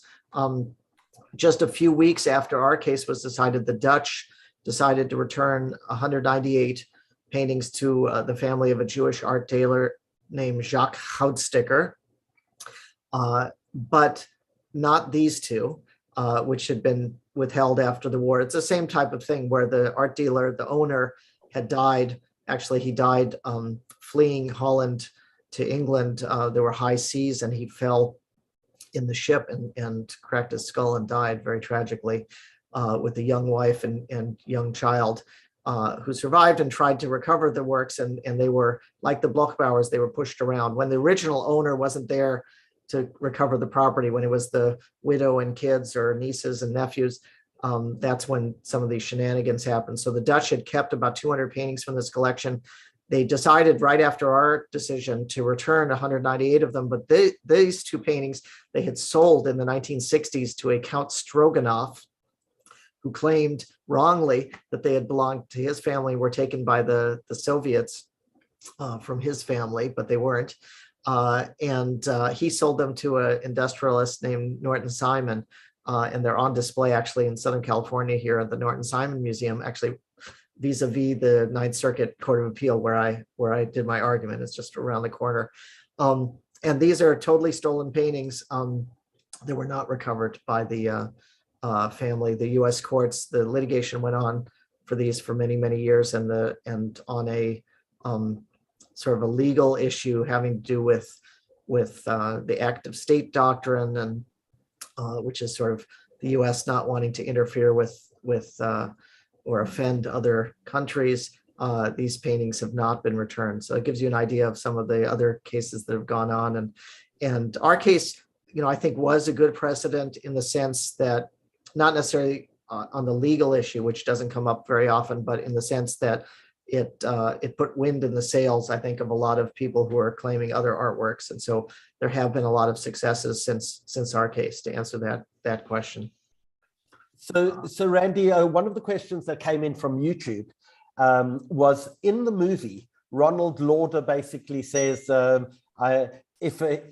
fund the case if you get rid of Randy and get some real lawyers. Is that a true representation of what happened? So you asked about the movie, and most of the movie is based on things that really happened. Obviously, it's all changed to put it in a movie, right? It's Ryan Reynolds and not me, and it's Helen Mirren, not Maria, right? So not as good looking as you, let's face. Everything's different, but that is a true story, and that's why it's in the movie. So it was a friendly thing, but when we knew we were going to the Supreme Court, Ronald Lauder offered to pay for a real lawyer, someone with some experience to do it, and he suggested a man named Robert Bork, who was very famous in the United States. I don't know if he's famous outside, but he was Harvard professor. Well, no, he was a judge who was nominated. Oh, a judge, of course, yes. And then rejected because he was too conservative and a little bit crazy and looked a little crazy. I think that hurt him also. But anyway, I actually spoke to him and told him about the case because I couldn't really make that decision for Maria. You know, it's a little too conflict of interest, I guess, or I didn't trust my own perspective because obviously, personally, professionally, it was nice to argue in the Supreme Court, but would that be good for the case? That was the big question. So Maria actually asked another family friend to look into that, and he advised her to stick with me, that he had there would have been someone else in his firm who was young, who had won a case for the first time in the Supreme Court, and that she should stick with me. So she did. But Ronald Lauder absolutely did offer to hire Robert Bork to do the argument. So there are a number of questions relating to the movie. The first question, or many questions, is it on Netflix? Now, I did check, it's not on South African Netflix at the moment. I don't know. Unfortunately, one of the producers was Harvey Weinstein, and so I don't know, but I'm not sure where it's available and when it's available, and it's a little bit. God knows what happened to all of the films that he was in charge of. But an interesting thing is, if you actually go onto YouTube and search for the movie, there seems to be a copy of the movie on YouTube. So really, if you haven't seen the movie, you have to see this movie. But another question that has come in from Lisa, and she says, well, tell us about your relationship with the movie. Did you meet the cast? Did they consult with you and Maria at all? Do you think they did a good job in portraying you? I do. I think they did a really good job. I see it by the way, on Amazon Prime. I see Woman in Gold, so you might want to try that. And someone just says it is on Netflix under True Stories. Oh, well, there are some documentaries also, and I put some of those on YouTube, so you can find those. But no, I thought they did an excellent job. I was able to meet Helen Mirren actually a couple times, and I thought she really did a great job. And she even told me that she watched the depositions of Maria that I put on YouTube. So if you look at Maria Altmann deposition on YouTube, you'll see the very boring depositions there, and she used that to sort of get some of Maria's accent and mannerisms and understand her character a little bit better. And I think, as I said, I think the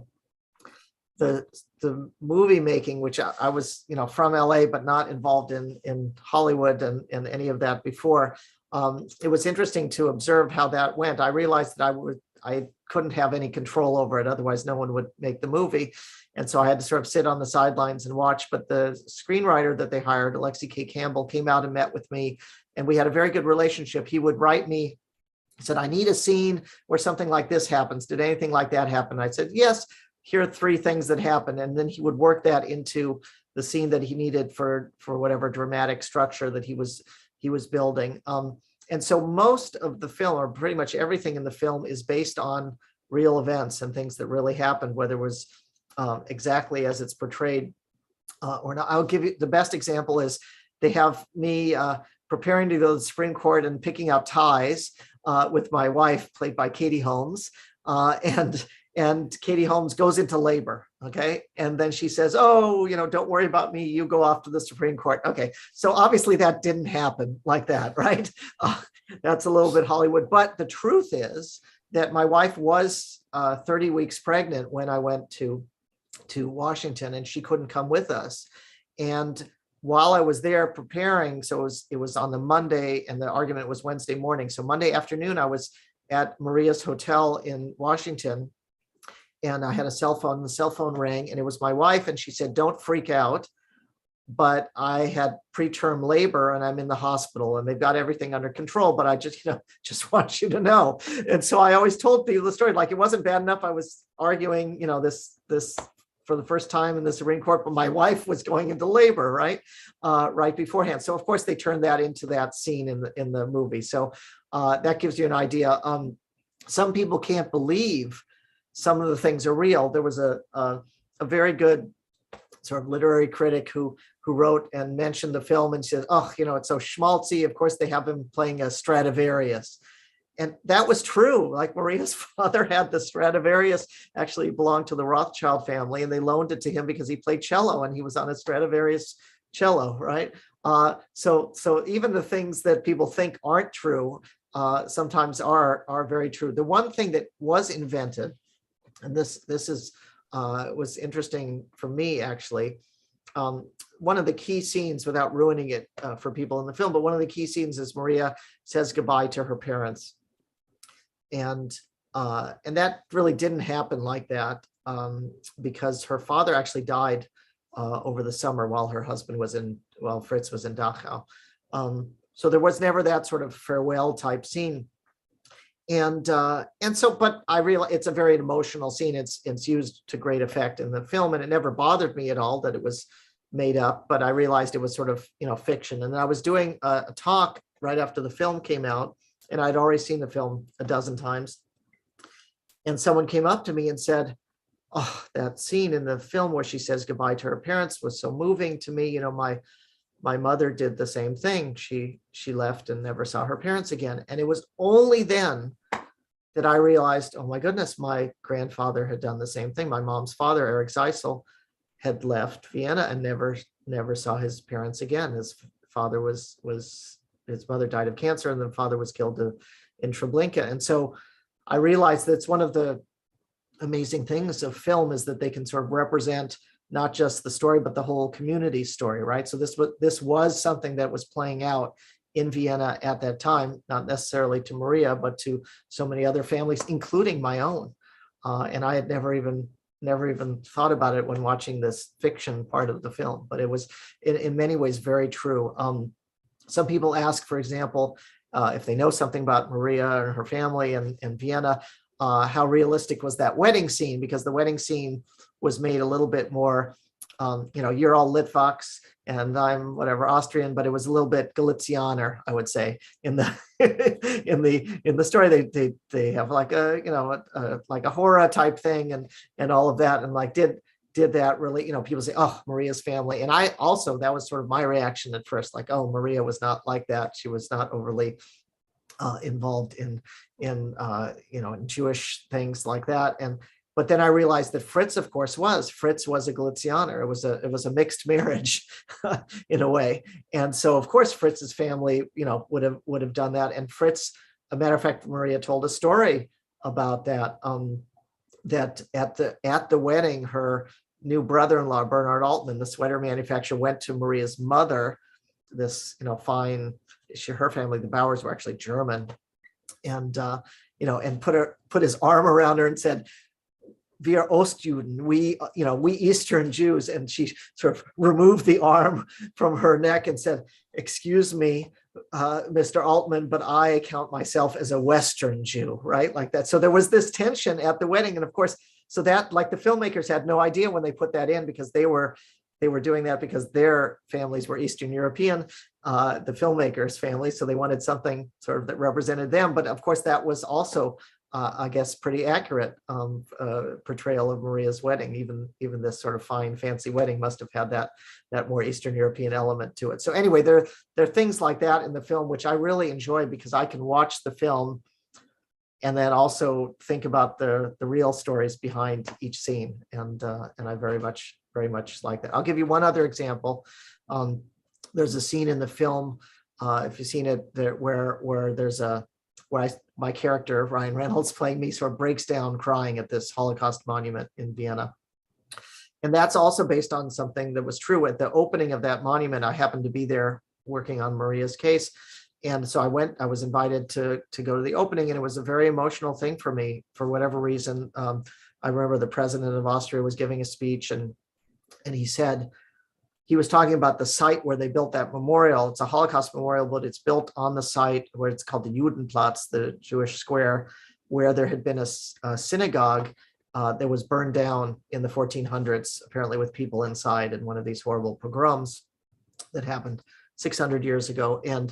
And the president, or his speechwriter, whoever wrote it, he said a line and said, "And how long does history last?" And it was not completely a question, but more a statement, like, here we are talking about something that happened 600 years ago, and just thinking about the idea that people in 600 years or 1,000 years are going to be talking about what happened to my family, my great-grandfather, my grandparents in Vienna at that time, made me extremely emotional. I started sort of sobbing, and so I told the screenwriter that because I knew that they needed things like that for the film, and so he put that scene in the film. So it is more accurate than you would think, the film. So, Randy, we've got only 5 or 10 minutes left. Geraldine asked the question, will there be a recording, because she joined late? And of course, this, together with the rest of our 131 webinars that we've done under lockdown, are all available on YouTube under the South African Jewish Report channel. So please go watch this one again and again, because I think it's really worthy of that. And go watch some of the others as well. We had Bill Browder from Red Notice, one of my favorite ones of last year, telling about his fight with Vladimir Putin, which was absolutely astounding. Another great watch that you have to go watch. But Randy, of the last few questions coming in, you obviously didn't go into this expecting to lose, at least not when you went into arbitration. But when that result was given, what did you feel? Were you shocked and amazed, or like, did you have an expectation that this could be it? Walk us through your emotions when the final decision was given. Yeah, I mean, all the way through, I'm not the type of person who can do things unless I really believe that it's possible, right? That it's possible to win. I don't make arguments for the sake of arguing. I just haven't been able to do that. So I always have to come up with something I believe in. And I really believed that we were right. I really believed that the will was not binding, that they bullied and strong-armed the family after the war into donating these in exchange for export permits, that this law, if they're going to live up to the law, they had to return these paintings. And so that was really, that's how I felt in my heart. Now, whether I could get someone else to agree to that is another thing. And I've given a lot of talks. I remember giving one talk where I was invited to a bar association thing with a bunch of lawyers speaking, and I was last, and all the lawyers got up to say, and when they introduced themselves, oh, I never lost a case, and I'm so wonderful, I'm the best lawyer ever, and I'm the world's expert in this, and I got up to say, I lost just about every case I ever handled, except for this one. And this is the one I'm going to tell you about. I know that it's not, not a foregone conclusion that you're going to win, even when you are right. But it hurts, obviously, when things don't go right. So when it finally did happen, I was extremely happy and relieved. Matter of fact, I found out sort of middle of the night, and I let Maria sleep, and then when I spoke to her in the morning, she said, "Oh, I knew already," because we had another friend who called and said she heard, like before I did, she had heard from someone else who heard from someone that we were going to win, and I thought, oh my God, she didn't even call me and tell me that. I can't believe I was in suspense longer than she was, but I really I knew we could win, and same at the Supreme Court. I knew intellectually we could win, but I never really let my heart be set on it, because I knew it was a long shot all the way through. And so when it finally came through, it's like when you win a long shot, it's a great feeling. It's a great feeling. So Randy, before we ask you our final questions for this evening, we're going to ask our audience watching us to do 2 things. Number one is, you mentioned to us that you had family in Port Elizabeth called the Jontefutters. Right. And we're trying to track them down. We want to know who watching us knows the Jontefutters from PE. Some of them have landed up in Australia, but if you do, please let Randy know. This is his mishpacha, and we want to make sure that we make all those connections this evening. That's number one. Number two, please, we would love you if you could just say thank you to Randy, who's given up hours of his time today on a Sunday morning in Los Angeles. It's probably not as warm as it is in Johannesburg, so you're probably going to stay inside anyway. But you've given us such a remarkable story with so much passion and so much energy and so much perseverance that we'd just love the opportunity for everyone watching to be able to say thank you to you in the comment section on Facebook, on YouTube, and on Zoom. So someone is just saying to us, please, can you just tell us how, in fact, do we spell Jontefutter? I just put it in the comments. Okay. It's So like it's Yontof. Jontof Yeah. Hutter. Yeah, they left. I don't think there's anyone named Yontof Hutter left in South Africa or Port Elizabeth. They went to Melbourne, but there are some family members who are still in that area, or maybe in Johannesburg. So Randy, our final question as people post their thanks to you in the comment section is, tell us about Randy today. Are you still involved in art restitution? Tell us about the stuff that you're doing on your podcast. Tell us about the things that you're doing in genealogy, and how can we be part of your life and the things that you're passionate about? Well, I as I mentioned, I do spend a lot of time in genealogy. I also used a chunk of the money that I received from the case to help build a museum in Los Angeles, which was called Los Angeles Museum of the Holocaust, but after I left, they changed it, so it's now Holocaust Museum LA, I think, something like that. But anyway, I helped build a Holocaust museum, and I still am very committed to that type of work, although I'm not as involved in the museum anymore. And I am a very avid genealogist, and I'm actually embarking on a new venture with the filmmaker named Matthew Mishori and my cousin Serena in Venice, Italy. I'm making a documentary film on my family history, tracing one line of my family history all the way back 500 years from Vienna and Prague, all the way to the beginning of the ghetto in Venice, Italy, where my cousin actually lives. So it's sort of, she'll go full circle with me, tracing her family, and end up back at home in Venice. But I continue to explore that, and it's been fascinating for me to be able to go up so far 500 years in my own family history, and to learn about the lives that Jews led in these various moments in history, including the beginning of the Venice ghetto in 1516. So that's what I'm working on now. I guess I don't know when that'll be finished. Maybe it'll be a year or so, but I'm hoping I can get that done, and everybody can see the work that I've been doing. So Randy, there was a question that came in on the chat that I feel we have to ask, because someone asked a question about a composer, Schoenberg. Is there any relationship? Yeah, so I didn't talk about that side of my family. So my father's father is the composer Arnold Schoenberg. My mother's father is the composer Erich Zeissel, and Schoenberg is super famous and super important. Zeissel is less famous, but also really good. I'll actually post a website if you want to see who he is. And Schoenberg you can look up anywhere. But I'm on the board of the Arnold Schoenberg Center in Vienna. Now took my dad's spot on that, and I am very fortunate to have a very musical background. Unfortunately, I say it's like waves, they come like this and then they flatline in the middle. So that's me. I have no talent, unfortunately, but my grandfathers were very, very, very, very good composers, and I'm very lucky to have that legacy in my family. Well, Randy, it's hard to say that you have no talent, because I think you've demonstrated your talents more than adequately this evening. But maybe in conclusion, Eleanor says, I saw the paintings. It was difficult to walk away from it. Just so magnificent. Yeah. And on behalf of everyone who loves art, loves history, and appreciates what our people have been through, and how justice ultimately brings a sense of closure to all of us.